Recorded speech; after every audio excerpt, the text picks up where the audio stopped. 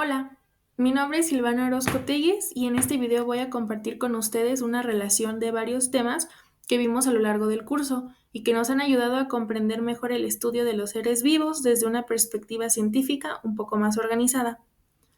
En particular me voy a enfocar en tres temas: el objeto de estudio de la sistemática, los principios básicos de nomenclatura y la biogeografía. Todos estos temas, aunque no parezcan, están relacionados entre sí. La sistemática, por ejemplo, es lo que nos permite entender la diversidad de los organismos y cómo se agrupan según sus características y sus relaciones evolutivas. En cambio, la nomenclatura, pues nos da las reglas para nombrarlos de manera universal, lo cual es clave para la comunicación entre científicos. Y la biogeografía, por último, nos ayuda a responder preguntas como ¿por qué ciertas especies vienen de un lugar y de otros no? ¿Cómo influye el ambiente en su distribución? Etcétera. La idea es que este video sea una especie de resumen concreto por lo que vimos en clase, así que es mejor que les sea útil y claro.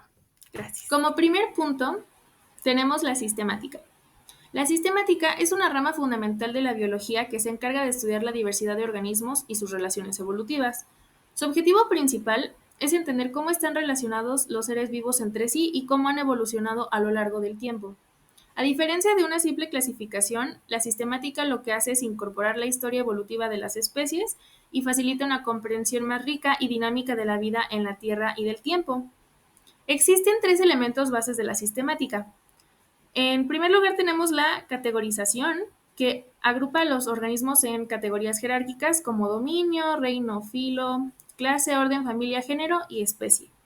También está la nomenclatura, que asigna nombres científicos a las especies siguiendo las reglas establecidas, principalmente el sistema binomial de Linneo. Y por último tenemos la filogenia, que estudia las relaciones evolutivas, utilizando datos morfológicos, moleculares y genéticos para poder construir árboles filogenéticos. Descubrir e inventariar la biodiversidad es muy importante, ya que implica identificar todas las especies, aunque no hayan sido descubiertas, y así poder describir sus características. Esto está muy emparentado con los cuatro postulados según la información de Systematics Agenda del 2000 y 2020, que en realidad son cuatro. El primero es descubrir, describir e inventariar la biodiversidad. Esto implica identificar a todas las especies, aunque muchas de las cuales no han sido descubiertas, y hay que describir sus características para poder clasificarlas de una manera adecuada. También está el analizar las relaciones evolutivas entre los organismos. Esto se logra mediante estudios filogenéticos que usan datos morfológicos, genéticos o moleculares para construir los árboles evolutivos que muestren cómo están relacionados los seres vivos. El tercer punto es proporcionar un sistema de clasificación que refleje este tipo de relaciones. Este sistema debe ser jerárquico, coherente y útil para los científicos, de forma que permita organizar la información y facilitar la consulta. Y por último, en el número 4 está desarrollar herramientas, tecnologías y bases de datos amplias para manejar todo este tipo de información, ya que es difícil comunicarla de forma accesible y aplicarla en áreas como la conservación, ecología, agricultura o incluso la medicina por ser tanta demanda. Para alcanzar estos objetivos, la sistemática se basa en diversas fuentes de información como la morfología, genética molecular, bioquímica, fósiles, ecología y en ocasiones incluso el conocimiento tradicional como la etnobotánica. Como segundo tema tenemos los principios básicos de nomenclatura. Ahora, en este caso la nomenclatura biológica es el conjunto de reglas y principios que usamos para asignar nombres únicos y universales a los organismos vivos. ¿Por qué es tan importante? Porque en diferentes regiones o idiomas, una misma especie puede tener muchos nombres comunes y esto puede generar mucha confusión. Por ejemplo, la planta llamada Arum muculatum tiene 88 nombres que pueden ser comunes distintos solo en la península ibérica. Y a veces un mismo nombre común puede referirse a especies totalmente diferentes, como ocurre con la palabra roble o oak, que se usa para diferentes géneros según la región. Por eso, actualmente se utiliza un sistema universal que fue escrito por Carl Linnaeus basado en la nomenclatura binomial. Cada especie tiene un nombre en latín compuesto por dos partes, el género y el epíteto específico. Por ejemplo, Homo sapiens, que es humano, Canis lupus, que es lobo, o Rosa alba, que es rosa blanca. Este sistema se rige por varios códigos internacionales de nomenclatura, dependiendo del grupo. Por ejemplo, ICZN es para animales, ICN, que antes era ICBN para plantas, algas y hongos, ICNB para bacterias, ICTV para virus y ICNSP para plantas cultivadas. Este sistema también tiene otras reglas básicas. Por ejemplo, que cada taxón debe tener solo un nombre válido y se respeta el primer nombre que fue publicado con correcciones. También los nombres deben estar en latín, una lengua que no cambia con el tiempo, y el nombre debe estar asociado a un ejemplar tipo. Además, estos nombres tienen que seguir ciertas convenciones gramaticales. Por ejemplo, que el género va en mayúscula y es un sustantivo en singular, canis, rosa, euglena, etc. Y el epíteto específico va en minúscula y puede ser un adjetivo, sustantivo o nombre conmemorativo, como por ejemplo está la Lilium canadiense, que es de Canadá, comúnmente llamada lirio de Canadá. Como hemos visto, en biología los nombres científicos siguen reglas internacionales para que cualquier científico, sin importar su idioma o país, pueda entender exactamente de qué especie se está hablando. Estas reglas están establecidas por diferentes códigos de nomenclatura, como el código ya mencionado, Código Internacional de Nomenclatura Zoológica para Animales, o el Código Internacional de Nomenclatura Botánica para plantas, algas y hongos. Algunos aspectos curiosos de esta nomenclatura incluyen el uso de SP, por ejemplo. Como se describe en Euglena SP, quiere decir que se conoce el género Euglena, pero no se ha identificado aún la especie exacta. También el uso de CF, que es en Euglena gracilis CF, significa confer, de latín comparar con. Justamente esto se utiliza cuando el organismo se parece mucho a esa especie, pero no se puede asegurar con certeza si es o no. También están los epítetos geográficos, que a veces los nombres indican lugares, pero realmente no provienen de ahí. Por ejemplo, el Ratus norvegicus, que es la rata parda, que no necesariamente es de Noruega, aunque el nombre así lo sugiera. También podemos encontrar otra curiosidad, que son los nombres honoríficos o creativos. Por ejemplo, hay científicos que nombran especies en honor a personas famosos, como Arcela Gandalfi, en referencia a Gandalf del Señor de los Anillos. También existen varios con nombres divertidos o simbólicos, entre otras cosas. Gracias a la nomenclatura, como herramienta, la diversidad biológica puede ser registrada, estudiada y protegida de manera ordenada y más coherente. Como último tema, vamos a hablar de la biogeografía.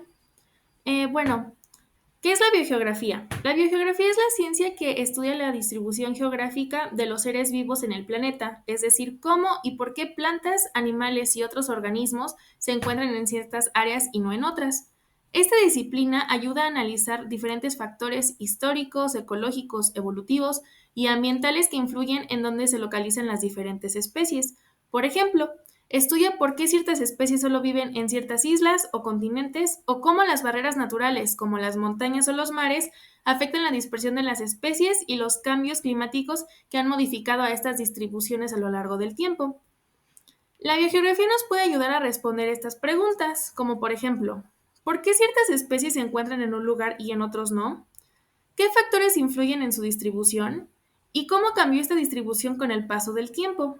Por ejemplo, en nuestra reciente práctica al jardín botánico, observamos cómo las cactáceas se agrupan en áreas que simulan diferentes sistemas áridos, reflejando su adaptación para estar en climas secos. En contraste, las palmas se encuentran en zonas que imitan a los ambientes tropicales húmedos.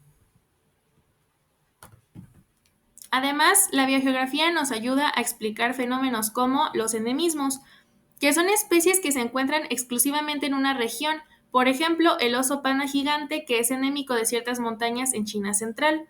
También está la dispersión, que es el movimiento de organismos de un lugar a otro, por ejemplo, las aves migratorias, que viajan grandes distancias en busca de condiciones favorables. O también están las especies invasoras, que son organismos introducidos en nuevos hábitats que pueden afectar negativamente a las especies locales.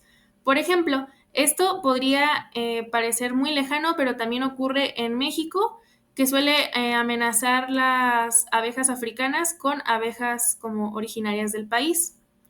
La biogeografía nos ayuda a entender las barreras geográficas como montañas y ríos que influyen en la distribución de las especies y sus derivas de genes.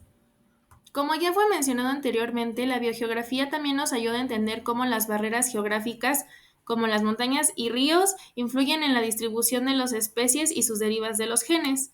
Por ejemplo, las barreras geográficas, cordilleras o desiertos explican por qué hay especies similares que se separaron pero evolucionaron de manera diferente.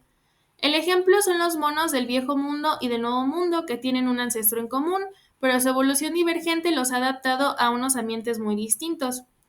Finalmente, la intervención humana ha acelerado cambios en la distribución de las especies, fragmentando los hábitats, urbanizando y desplazando las comunidades biológicas. Por eso la biogeografía también tiene un rol muy clave en la conservación.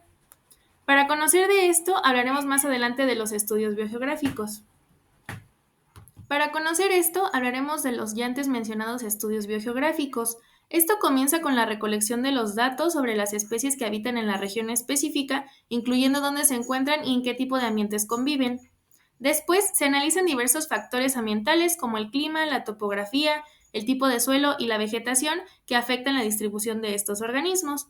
También se consideran aspectos históricos como los cambios geológicos o migraciones de especies a lo largo del tiempo. Con toda esta información, los científicos pueden identificar patrones de distribución, entender las relaciones entre especies y sus ecosistemas y explicar por qué ciertas plantas o animales solo se encuentran en determinados lugares. Este tipo de estudios nos ayuda a comprender la biodiversidad y a planificar el mejor uso del territorio posible.